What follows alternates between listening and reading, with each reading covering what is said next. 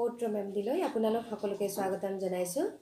আজি আপোনালোকৰ আগলৈ লৈ আহিছোঁ কিছুমান এনেকুৱা আইনৰ কথা যিবোৰ বৰ্তমান পৰিস্থিতিত আমি সকলোৱে জনাটো বিৰাটেই প্ৰয়োজনীয়। মই ক'বলৈ ওলাইছোঁ কৰোনা সম্পৰ্কীয় কিছু আইনৰ কথা, লকডাউন সম্পৰ্কীয় কিছু আইনৰ কথা। বৰ্তমান পৃথিৱীত গোটেই পৃথিৱীখনতে যিটো আতংকময় পৰিৱেশৰ সৃষ্টি হৈছে, আমি দিনে ৰাতি মৃত্যুৰ ভয় কৰি মৃত্যু ভয় মনত লৈ আমি জীয়াই থাকিব লগা হৈছে। সেই পৰিৱেশতে সেইটো পৰিস্থিতিত কিছুমান মানুহে আমাৰ দেশত যদি কিছুমানে স্বাস্থ্যকৰ্মীসকলক প্ৰহাৰ কৰিছে, কিছুমানে লকডাউন নামানি ইফালে সিফালে ঘূৰি ফুৰিছে। আৰু এই মানুহবোৰৰ কাৰণে আমাৰ আইনত বহুতখিনি ব্যৱস্থা কৰি থোৱা হৈছে আৰু সেইবোৰ আপোনালোকে সকলোৱে জনাটো বিৰাটে দৰকাৰী। আৰু এইবোৰ যদি আপোনালোকে জানি থয় তেতিয়াহ'লে এনেকুৱা মানুহৰ ওপৰত আপোনালোকেও বিহিত ব্যৱস্থা ল'ব পাৰিব। গতিকে মই আজি সেই বিষয়ে আলোচনা কৰিবলৈ লৈছোঁ। প্ৰথমে ক'বলৈ ওলাইছোঁ লকডাউনৰ কথা।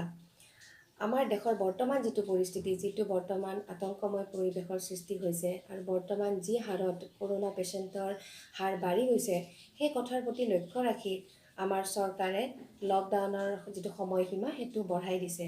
আৰু আমাৰ সেইটো দায়িত্ব, আমাৰ সেইটো কৰ্তব্য যে আমি সেই চৰকাৰৰ যিবোৰ নিয়ম নীতি আমি সেইবোৰ নিয়ম নীতি পালন কৰোঁ। কিন্তু কিছুমান মানুহে এইবোৰ নিয়ম নীতি পালন কৰাৰ বাবে অপাৰক, কাৰণ তেওঁলোকে পালন নকৰে বা কৰিব নোখোজে। আৰু এই মানুহবোৰৰ কাৰণে কিছুমান চৰকাৰে আইনৰ ব্যৱস্থা গ্ৰহণ কৰিছে। সেয়া হ'ল, যদি কোনো ব্যক্তিয়ে এই লকডাউন মানি নচলে, নিজৰ মতে কাম কৰি থাকে, তেতিয়াহ'লে IPC ছেকশ্যন 188, 269 আৰু 270 আণ্ডাৰত তেওঁলোকৰ বাবে বিহিত ব্যৱস্থা গ্ৰহণ কৰিব। ছেকশ্যন 188 মতে এনেকুৱা ব্যক্তিৰ 1 মাহ পৰ্যন্ত জেল হ'ব পাৰে আৰু ছেকশ্যন 269 আৰু 270 মতে এনেকুৱা ব্যক্তিৰ 3 মাহ পৰ্যন্ত জেল হ'ব পাৰে। গতিকে এই ছেকশ্যনকেইটা আপোনালোকে জানি থওক। আৰু যদি কোনোবা ব্যক্তিয়ে এনেকুৱা ধৰণৰ লকডাউন নমনা কাম কৰিছে, তেতিয়াহ'লে আপোনালোকে ততালিকে ওচৰৰ পুলিচ থানাত আপোনালোকে খবৰটো জনাওক। এতিয়া আহিছোঁ কিছুমান এনেকুৱা ঘটনালৈ, যিবোৰ ঘটনা বৰ্তমান পৰিস্থিতিত আমাৰ সমাজত চলি আছে আৰু নানা ধৰণৰ বিভ্ৰান্তিকৰ পৰিৱেশৰ সৃষ্টি কৰিছে আমাৰ গোটেই সমাজখনত। কিছুমান এনেকুৱা লোক আছে যিবোৰে থ্ৰু ছ'চিয়েল মিডিয়া অৰ্থাৎ ফেচবুক, টুইটাৰ আদিৰ যোগেদি কিছুমান কমিউনেল কথা, কিছুমান কমিউনেল পোষ্ট, ফটো আদি আপলোড কৰি সমাজখনত ভেদাভেদৰ সৃষ্টি কৰিছে, সকলোৰে মিলা প্ৰীতিবোৰ নোহোৱা কৰিছে, কিছুমান বিভ্ৰান্তিকৰ পৰিৱেশৰ সৃষ্টি কৰিছে, আতংকময় পৰিৱেশৰ সৃষ্টি কৰিছে। গতিকে এনেকুৱা ব্যক্তিৰ ওপৰতো আইনে বিহিত ব্যৱস্থা গ্ৰহণ কৰাৰ সিদ্ধান্ত গ্ৰহণ কৰিছে। ইনফৰমেশ্যন এণ্ড টেকন'লজি এক্ট 2000ৰ ছেকশ্যন 66(8) এনেকুৱা ব্যক্তিক 3 বছৰ পৰ্যন্ত জেল দিয়াৰ ব্যৱস্থা আছে। গতিকে কোনো ব্যক্তিয়ে যদি এনেকুৱা ধৰণৰ কাম কৰিছে বা এনেকুৱা ধৰণৰ কামত লিপ্ত হৈছে আৰু আপোনালোকে যদি দেখিছে, ততাতৈয়াকৈ ওচৰৰ সদৰ থানাত আপোনালোকে খবৰটো দিব পাৰে। এতিয়া আহিছোঁ সকলোতকৈ ডাঙৰ যিটো বৰ্তমান পৰিস্থিতিত যিখন আইনৰ ব্যৱস্থা কৰা হৈছে, যিটো আমাৰ কেন্দ্ৰীয় কেবিনেটে সদ্যহতে কিছুমান ডিচিশ্যন গ্ৰহণ কৰিছে, সেইবোৰৰ কথা ক'বলৈ। বৰ্তমান পৰিস্থিতিত কিছুমান ব্যক্তিয়ে আমাৰ সমাজৰ যিবোৰ বৰ্তমান আমাৰ বাবে কাম কৰি থকা লোক, যেনে পুলিচ কৰ্মীসকল, যিখিনি হস্পিটেলত কাম কৰা লোকসকল, ডক্টৰ, নাৰ্ছ, এইসকল, তেওঁলোকক অকাৰণত তেওঁলোকক আক্ৰমণ কৰিছে, তেওঁলোকক প্ৰহাৰ কৰিছে।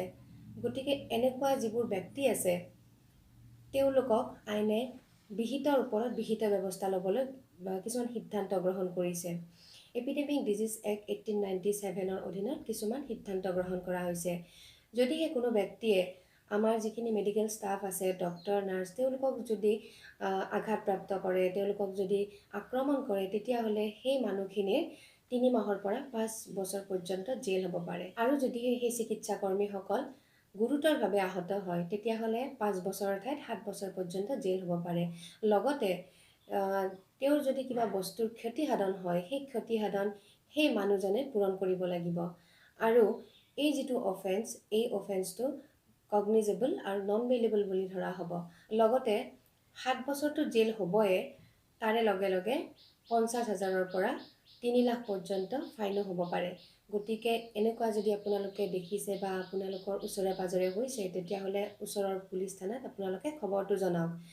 এতিয়া আহিছোঁ ভাড়াঘৰ বা ৰেণ্টৰ কথা।